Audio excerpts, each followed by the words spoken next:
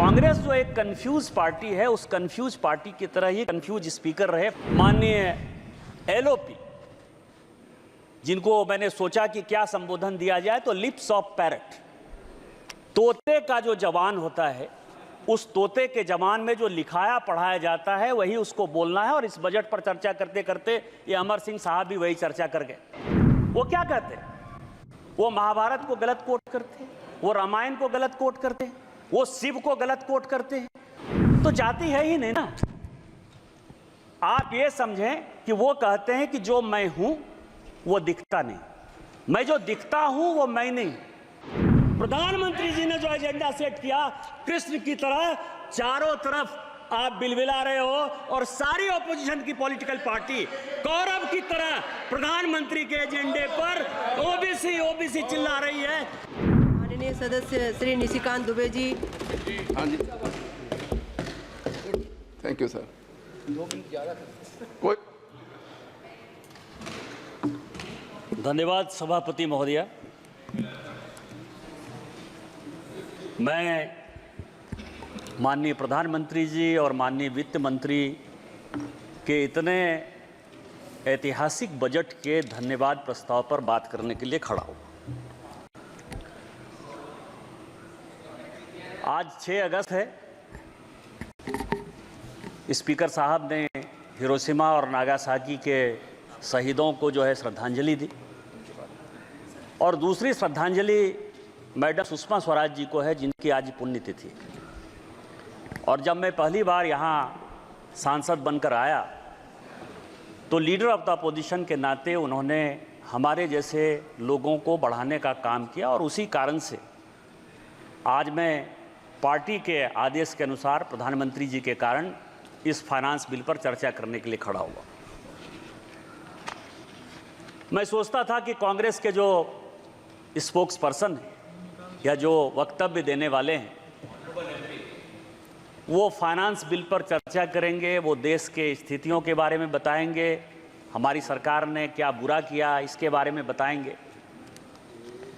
लेकिन कांग्रेस जो एक कंफ्यूज पार्टी है, उस कंफ्यूज पार्टी की तरह ही कंफ्यूज स्पीकर रहे। फाइनली उनका समय जो है कांग्रेस पार्टी को कट करना पड़ा, अब दूसरे स्पीकर बोलने के लिए खड़े हुए। आज स्थितियां क्या मैं देख पा रहा था, मैं सभापति महोदया, मैं डिरेल नहीं होना चाहता। आज स्थिति क्या है पूरी दुनिया की? पूरी दुनिया की स्थिति क्या है? पूरी दुनिया की इकोनॉमी, यदि वर्ल्ड बैंक की, आईएमएफ की, फोर्ब्स की, अमेरिका की, जिनकी नीतियों से कांग्रेस बहुत प्रभावित रही है, यदि उनके रिपोर्ट को देखें तो पूरी दुनिया में 2.5% से लेकर 2.7% ही जीडीपी बढ़ रहा है। पूरी दुनिया करा रही है। आप लंदन जाइए, आप न्यूयॉर्क जाइए, आप वाशिंगटन जाइए, आप पूरे यूरोप जाइए, सारे दुकान बंद होते हुए नजर आएंगे। बेरोजगारी की भयंकर सीमा है। इन्फ्लेशन का रेट यदि आप कहेंगे, कोई ऐसा मुल्क नहीं है जहां की 8% से कम इन्फ्लेशन है। पूरी स्थिति खराब है, चाहे करंट अकाउंट डेफिसिट का हो, चाहे जीडीपी ग्रोथ का हो, फिस्कल डेफिसिट का हो, जिस भी पैमाने पर आप पूरी दुनिया को आंकने का काम करेंगे, आपको लगेगा कि माननीय प्रधानमंत्री जी और माननीय वित्त मंत्री निर्मला सीतारामन जी की नीतियां इस देश के लिए इतनी सक्सेसफुल हैं कि आज भी भारत आशा की किरण है। पूरी दुनिया में 7% से ऊपर जीडीपी इसका ग्रोथ।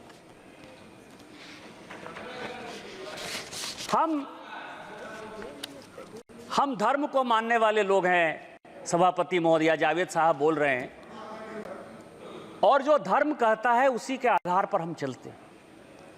हमारे धर्म में एक बड़ी अच्छा जो है श्लोक है कि कलातीत कल्याण कल्पांतकारी सदा सच्चिदानंद राता पुरारी।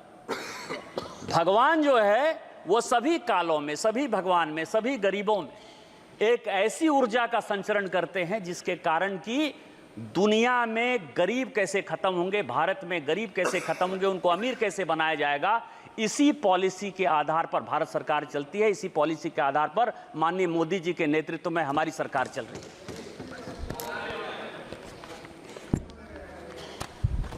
किसान बिल की बात हो रही है और उस दिन मैंने बजट पर माननीय एलओपी, जिनको मैंने सोचा कि क्या संबोधन दिया जाए, तो लिप्स ऑफ पैरट, तोते का जो जवान होता है, उस तोते के जवान में जो लिखाया पढ़ाया जाता है वही उसको बोलना है। और इस बजट पर चर्चा करते करते ये अमर सिंह साहब भी वही चर्चा कर गए।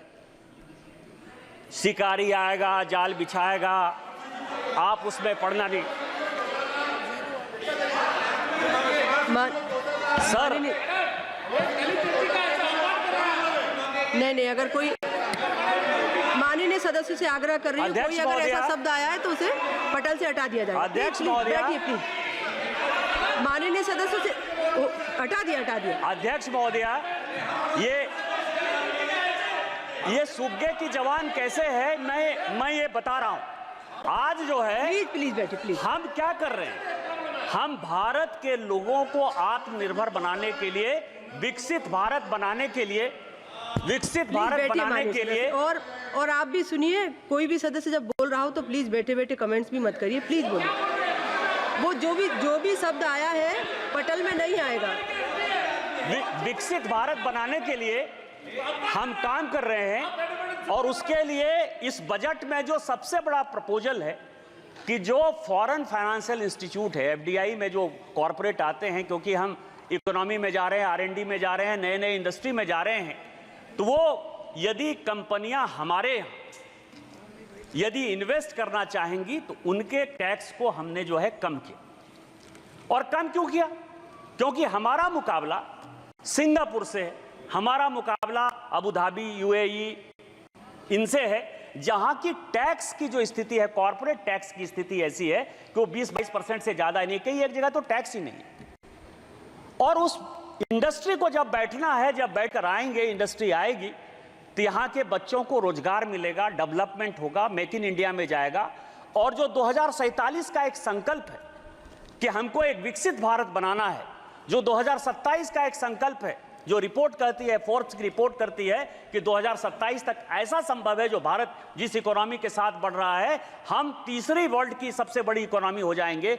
उसमें जो ये राइडर है, जिस पद पर सभापति महोदया उन्होंने बोलते हुए किस तरह से अराजकता फैलाने का काम किया, ये मैं आपको बताऊंगा। वो कहते हैं, वो क्या कहते हैं, वो महाभारत को गलत कोट करते हैं, वो रामायण को गलत कोट करते हैं, वो शिव को गलत कोट करते हैं, और उसके बाद वो कहते हैं, ये मैं बोल रहा हूं, मतलब आप ये समझिए, और वो ये कहते हैं कि हम जो है अराजकता फैलाएंगे, तुमको जो करना है करो। मैं अनुराग सिंह ठाकुर साहब ने जो उस दिन बात कही, मैं उससे कंप्लीट सहमत नहीं हूं। मैं अनुराग सिंह ठाकुर जी की तरफ से माफी मांगना चाहता हूं इस सदन में। लेकिन क्यों? इसीलिए कि अनुराग सिंह ठाकुर जी ने जो उनके ऊपर आरोप लगाया जाति, तो जाति है ही नहीं ना। आप ये समझें कि वो कहते हैं कि जो मैं हूं वो दिखता नहीं, मैं जो दिखता हूं वो मैं नहीं, तो वो साधु हैं।